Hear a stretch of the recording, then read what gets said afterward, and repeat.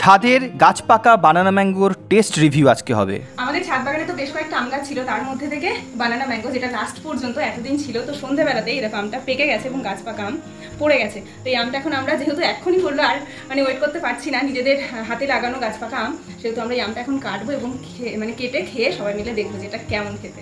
হালকা কিন্তু হলুদ রঙও ধরে গেছে, দেখো বোঝা যাচ্ছে এটা গাছে পেকে গেছে, মানে গাছ পাকা পুরো বানানা ম্যাঙ্গো। আরে বাস কি দারুণ হয়েছে, এই দেখো সুন্দর হয়েছে না বাবা? এবার আমরা কেটে নেব, কেটে খেয়ে আমরা দেখবো। একেবারে টকটকে হলুদ হয়ে গেছে আর গন্ধটা জাস্ট ওয়াও।